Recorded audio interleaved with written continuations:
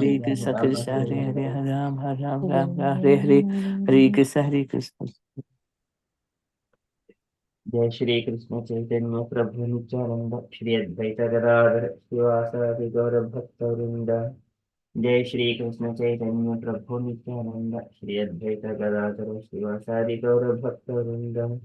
जय श्री कृष्ण चैतन्य प्रभु नित्यानंद श्री अद्वैत गदाधर श्रीवासादि गौर भक्त वृंद। हरे Krishna.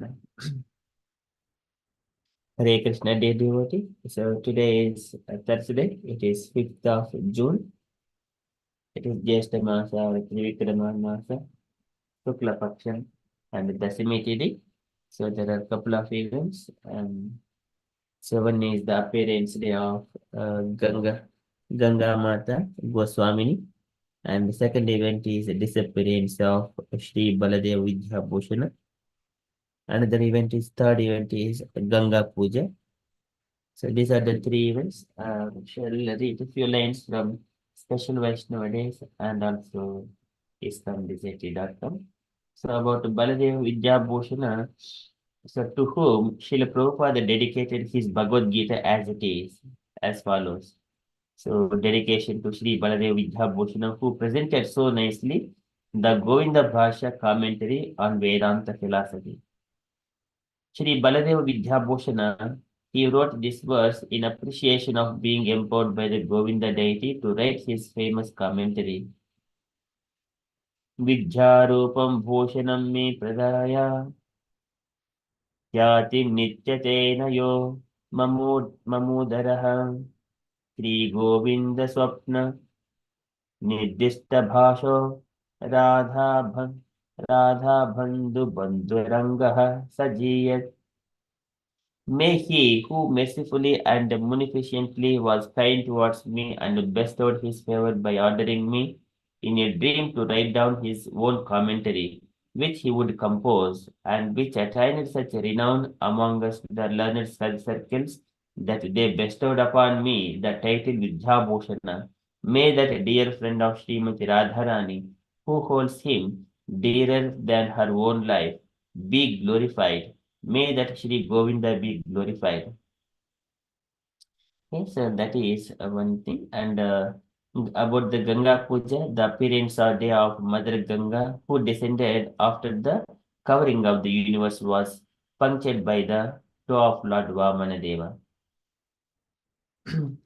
And it is also the appearance day of Ganga Mata Goswamini, formerly a royal princess known as Sachi Devi, and who was blessed by Lord Jagannatha to be swept by the Ganga into his presence in the Puri temple. And there's a few more excerpts in the that is extracted in the special Vaishnava days. So, Sri Baladev Vidhabhushana, a great Acharya in our disciplic succession from Krishna, concludes his commentary on this chapter by saying, Yachakti lesha suryadhya bhavanti ativugrate jasaham yad amshena datam vishwam sa Krishno dashame achyate. So from Krishna's potent energy, even the powerful sun gets its power, and by Krishna's partial expansion, the whole world is maintained. Therefore, Lord Krishna is worshipable. From Chaitanya Charitamrita Adilila 3.49.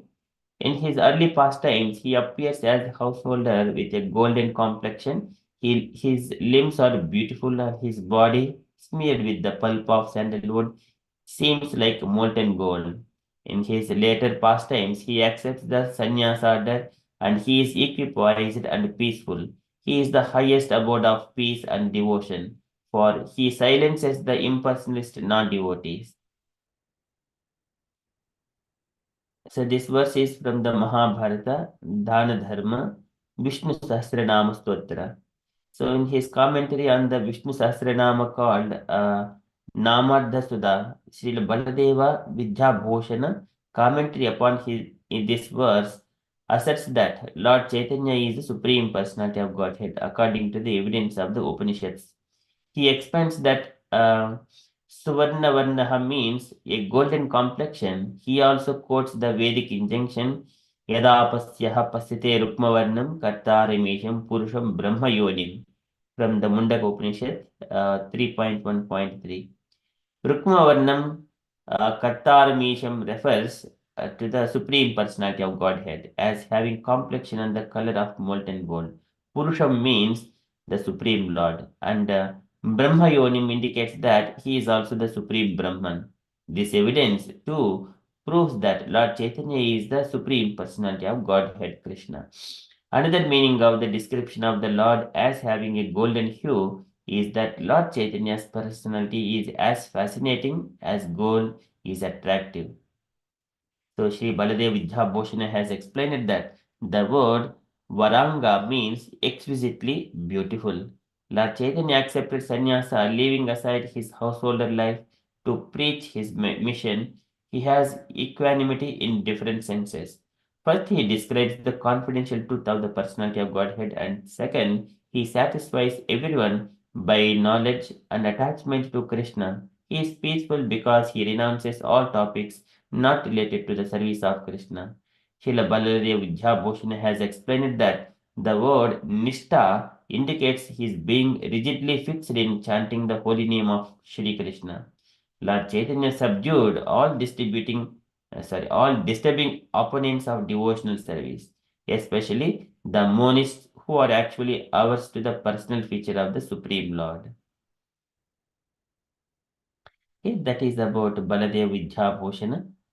Um,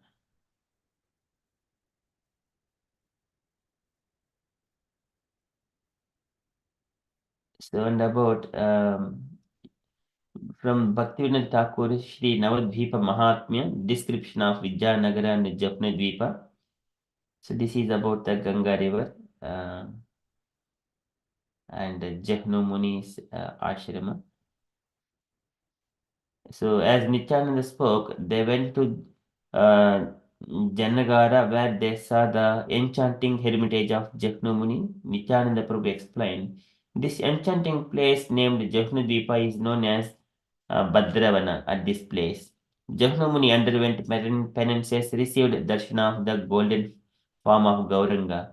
Jahnamuni was sitting here chanting his Gayatri mantra when his Achamana cup fell into the Bhagirathi Ganges and was swept away by the currents. He opened his mouth and drank all the water in one gulp. King Bhagiratha thought, where has the Ganges gone? He concluded that Jahnamuni had drunk the Ganges.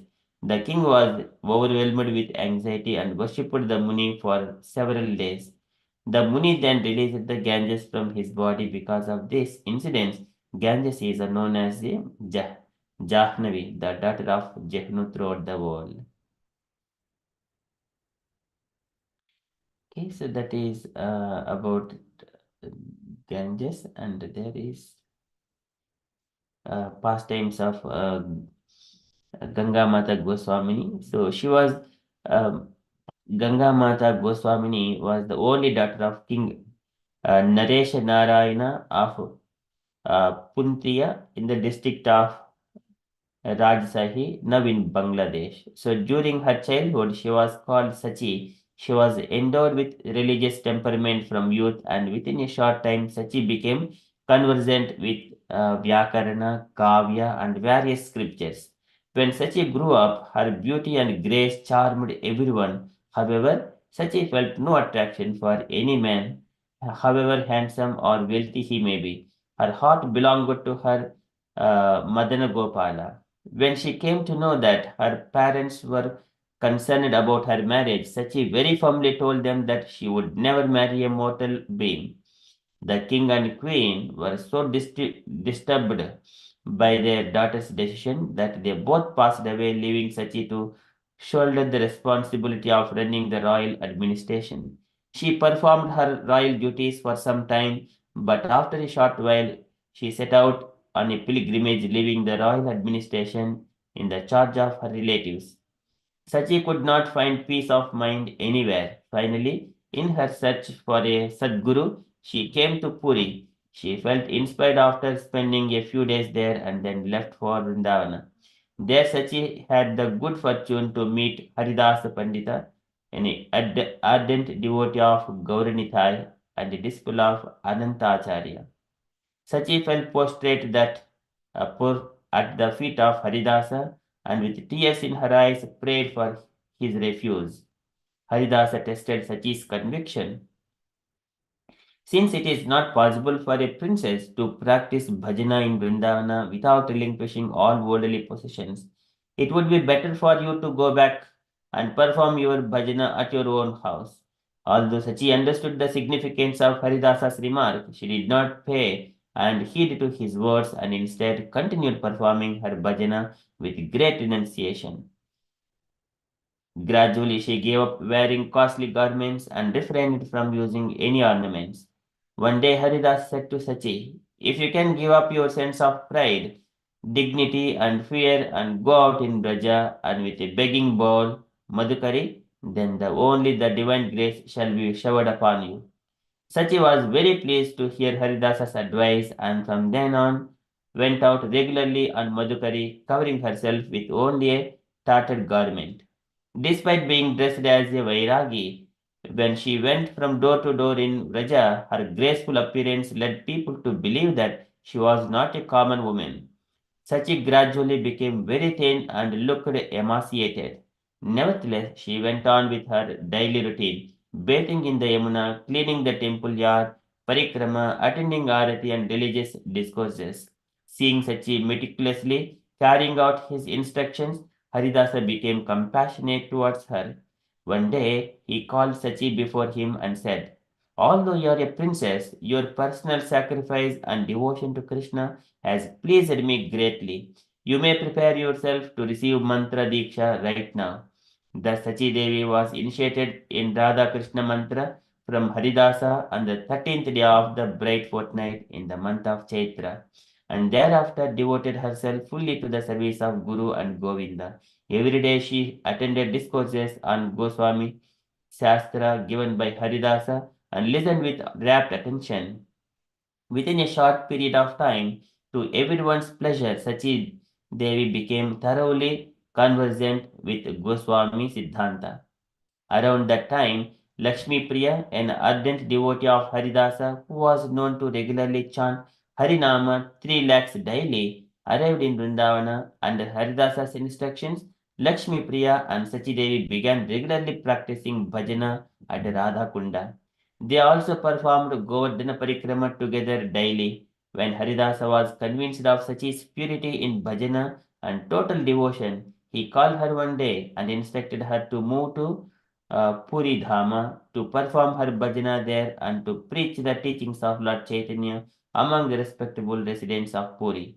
By the time she arrived at Puri, the majority of Lord Chaitanya's companions had disappeared from the world. In Puri, Sachi Devi lived and performed her bhajana in the dilapidated house of Sarvabhauma Pandita. Of all the deities worshipped during the Sarvabhauma's time, only the Damodara Saligrama still remained there. Every day, Sachi Devi would recite from Srimad Bhagavatam in the presence of the respectable residents of Puri. Very shortly, she became well known as an accomplished commentator of Srimad Bhagavatam. One day, Mukunda Deva, the Maharaja of Puri, came to hear Sachi Devi's recital from Srimad Bhagavatam. He was very impressed by her speaking and felt inspired to offer her something as a token of his appreciation. That very night, Lord Jagannath appeared to the Maharaja in a dream and commanded him to award Sachi Devi a site close to Shvetaganga. Accordingly, Mukunda Deva met Sachi Devi the following morning, explained his dream, and requested Sachi to accept his humble offering of the land near Shvetaganga. At first, Sachi Devi declined, but later, in consideration of the command of Lord Jagannatha and repeated requests of Maharaja, Sachi Devi accepted the offer and land was eventually turned over to her. Incidentally, the fact that Sachi Devi was a princess by birth was generally known to the people of Puri. Once Sachi Devi expressed her desire to take bath in the Ganges on the auspicious day of Varuni. However, she gave up the idea as it was her guru's order that she stay at Sri Kshetra. That night, Lord Jagannath appeared in her dream and said, Sachi, do not worry on the day of Varuni. You take your bath in Shwetaganga. The Ganges will flow to meet you at your bathing place. When the auspicious day came, Sachi Devi went out alone at midnight to take a deep dip in Shwetaganga. As soon as she touched the water, Sachi felt herself being swept away by the swelling waves similar to that of the Ganges. Sachi Devi was carried along the current until finally she found herself inside the private restricted bathing place within the Lord Jagannath's temple premises. Therein, Sachi Devi saw herself amidst thousands of people of Puri taking bath in great joy while the chanting of hymns filled the air. Hearing unusual sounds emanating from within the temple, the security staff of the temple woke up. The Maharaja was informed of the incident, and under his order, the temple door was opened. To everyone's surprise, they found the well known reader of Srimad Bhagavatam, Sachi Devi, standing alone inside the temple. The Sevaka Pandas of the temple suspected that she had intended to steal ornaments of Lord Jagannatha, although some others thought the idea of Sachi Devi being a thief was incredible. Ultimately, Sachidevi was taken away and locked up in prison. Sachidevi, completely oblivious to the external circumstances, simply chanted Krishna Nama happily. Very late that night, Maharaja Mukunda Deva saw Lord Jagannath in a dream. This time the Lord angrily commanded him, It is I who brought the Ganges under my feet in order to enable Sachi to take bath in the Ganges as she desired. Go and release Sachi immediately. Also, you, along with your priests and pandas, pray at her feet for forgiveness and receive mantra diksha from her. Early the morning, following morning, Maharaj took his bath and went to Sachi Devi.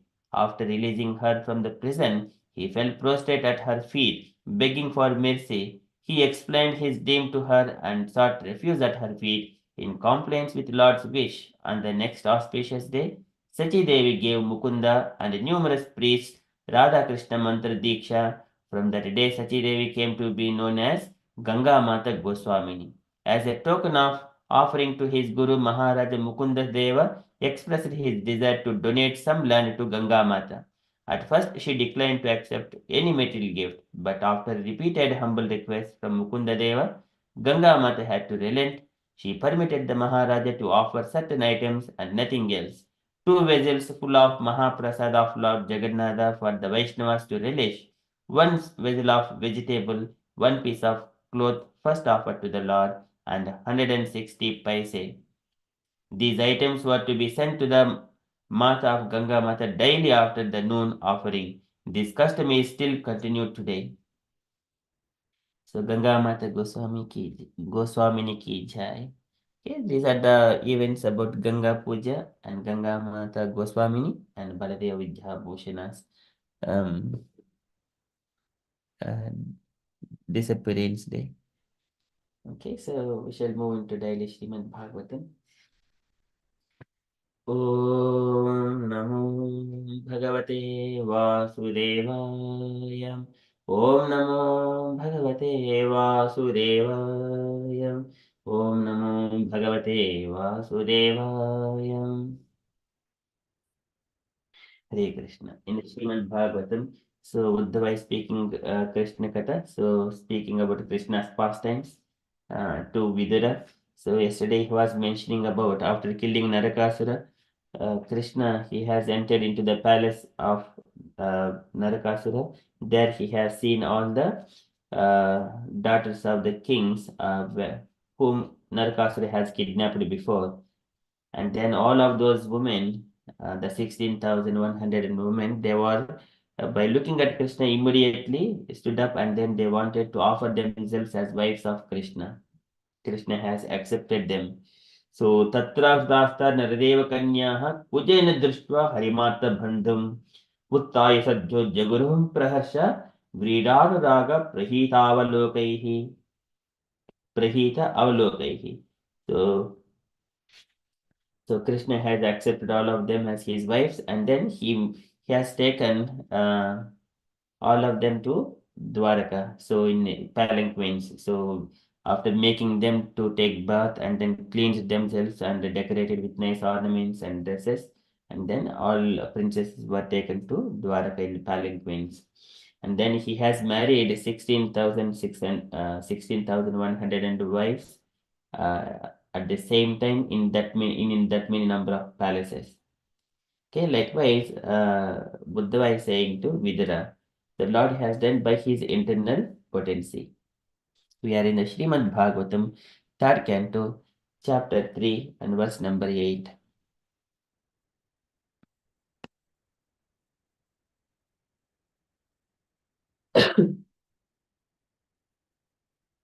आसम्मुहूर्त एकस्मिन् नानागारेषु योषितं सविदं जगृहे पाणिन् अनुरूपः स्वमाययाम्. Asa Muhurta Ekasmin, and all those, and Muhurta Ekasmin in the simultaneously in only one time. Asa Muhurta Ekasmin. So nowadays we see sometimes people marry in only one particular times. The couples they marry at once, but here bridegrooms and brides are different. But in our case, so Krishna is marrying all 16,100 wives at the same time, but in a nanagareshu yoshitam, in different houses, he married all the women, yoshitam women. आसामुहूर्त एकस्मिन् नानागारेषु योषिताम्. Savidam Jagrihe Panin, and all have been performed through perfect rituals, proper marriage ceremony rituals. Jagrihe Panin, he accepted the hands of all the princesses. Savidam Jagrihe Panin, Panin is the hands. Anurupa Swamayaya, Anurupaha. Anurupaha means he has expanded himself exactly to match to each and every wife by Swamayaya, by his internal potency. Asa Muhurta Ekasmin Nanagareshu Yoshitam Savidam Jagrihe Panim Anurupaha Swamayaya. So, translation for this shloka. All those princes were lodged in different apartments, and the Lord simultaneously assumed different bodily expansions, exactly matching each and every princess. He accepted their hands in perfect rituals by his internal potency. Purport by Srila Prabhupada. Srila Prabhupada ki jai. Okay, so can I request any unallocated devotee to read the purport, please?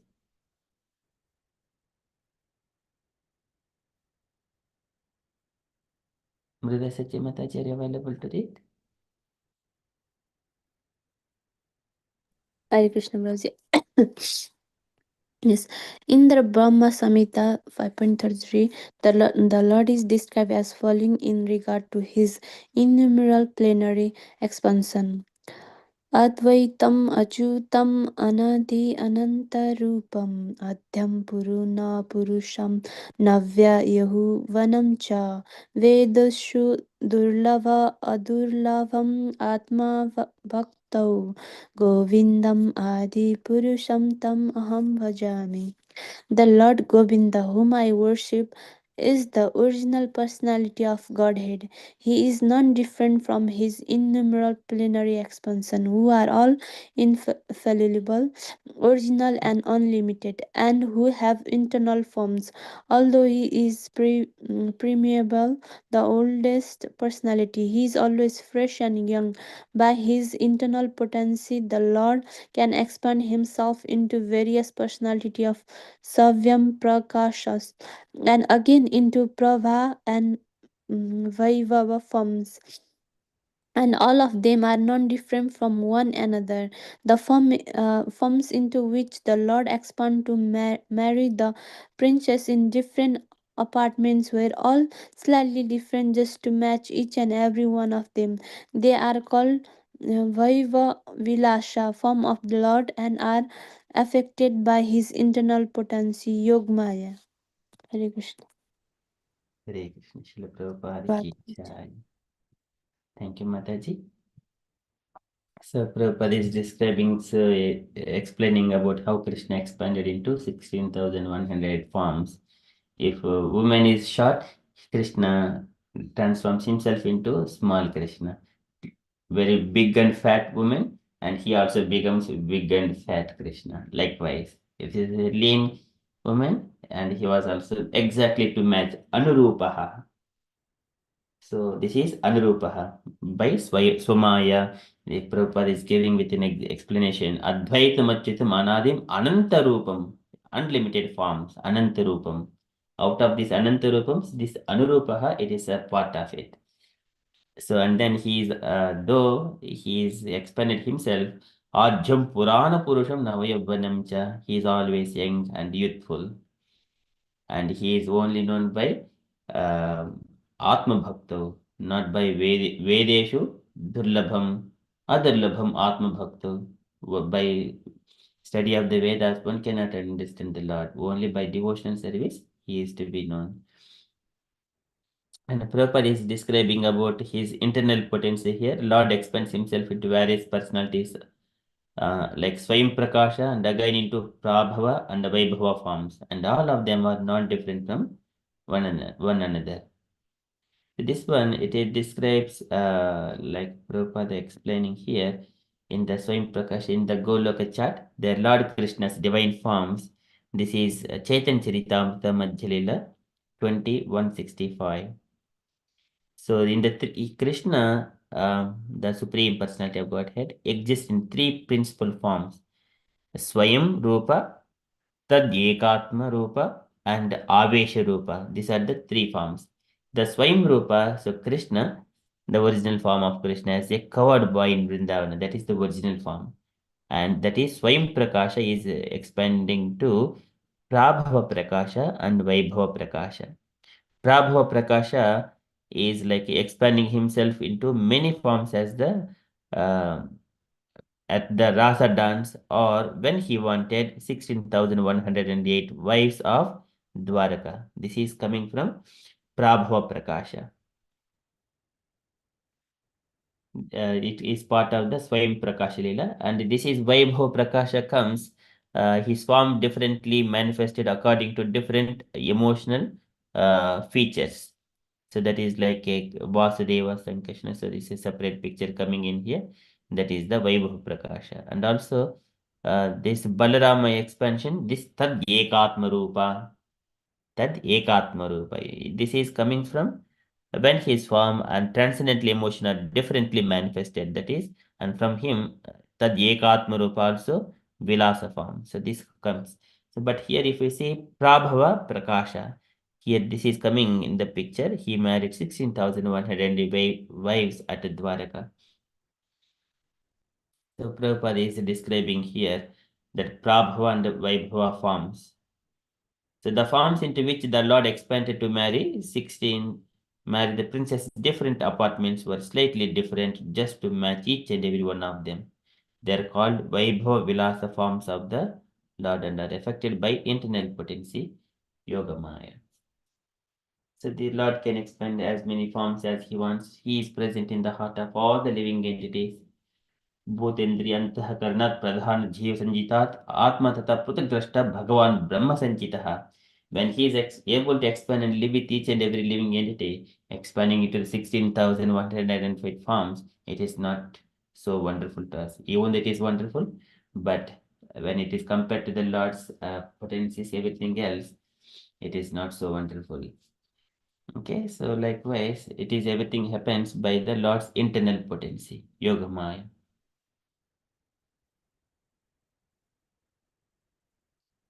That is from Srimad Bhagavatam. So asam muhurta ekasmin nanagareshu yoshitam savidham jagrihe panim anurupaha swamayaya. It is the anurupaha. It is the anurupaha. Srimad Bhagavatam ki jai. So we shall move to Srila Prabhupada's daily letter. Okay, so today letter to Bhagavan, August 20th, 1970, Tokyo. Okay, can I request any other devotee to read this letter, please?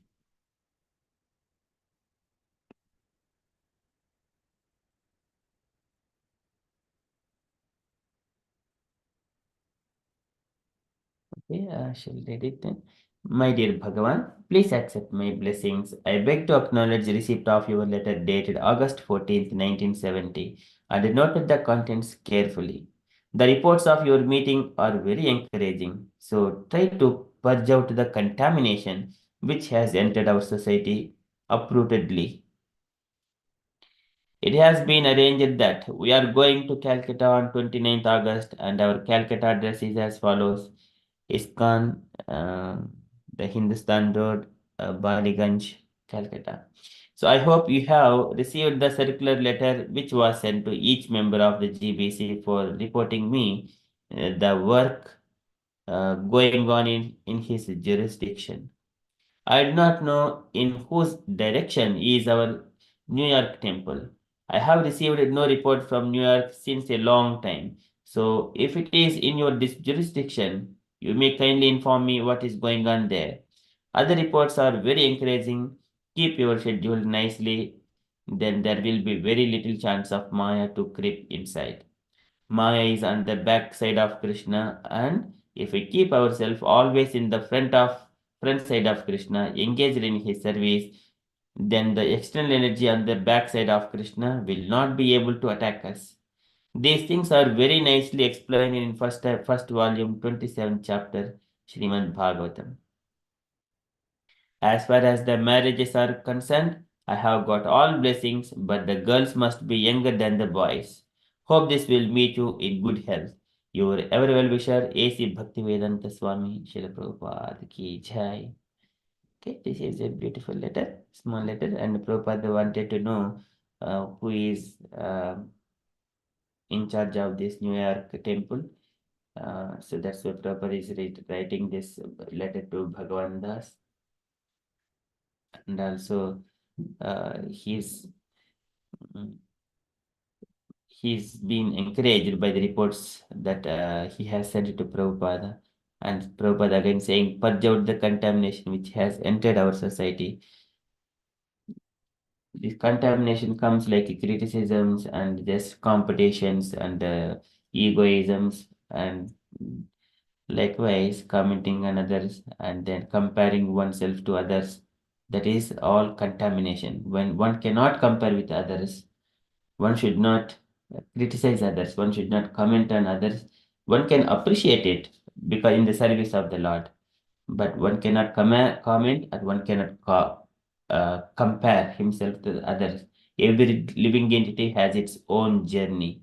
There is no comparison at all. Okay, everyone, that's why everyone is put up into one particular conditions. When there is comparisons, criticisms, and then this contamination, it comes. One wanted to occupy the positions, name for the name, fame sake, earning money, comfort's sake, like that. This is contamination. Okay, so Prabhupada is addressing that, purge out the contamination. Okay, so that is about one point, and Prabhupada wanted to know about the New York temple and its status. And other thing is there will be little chance of Maya to creep inside if you keep your schedule nicely. Okay, that is one point.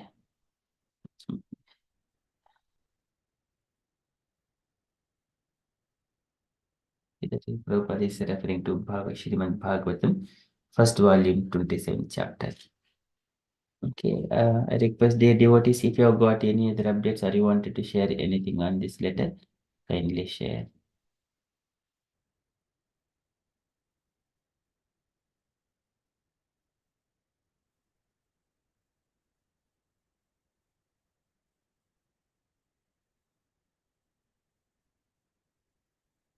Okay, so that is from Srila Prabhupada's letter.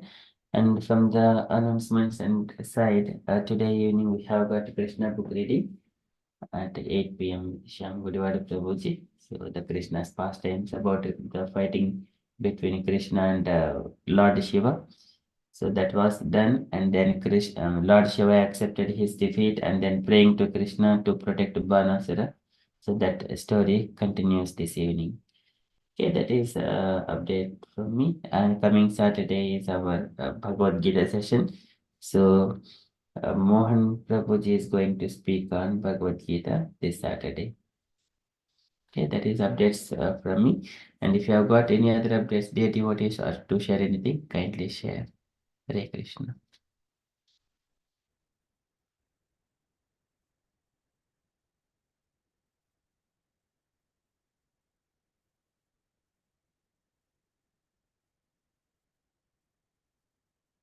Okay, if there are no updates, then we shall conclude and continue with further japa. वाञ्छाकल्पतरुभ्यश्च कृपा सिन्धुभ्य एव च परितानं पावनेभ्यो वैष्णवेभ्यो नमो नमः। अनंतकोटि वैष्णव अनंतकोटि जय वैष्णव प्रभुपाद की श्रील जय, प्रभुपाद श्रील की प्रभुपाद की जय। जय Hare हरे Krishna कृष्ण practice everyone. हरे कृष्ण जय श्री कृष्ण चैतन्य प्रभु नित्यानंद श्री अद्वैत गदाधर श्रीवासादि गौर भक्त जय श्री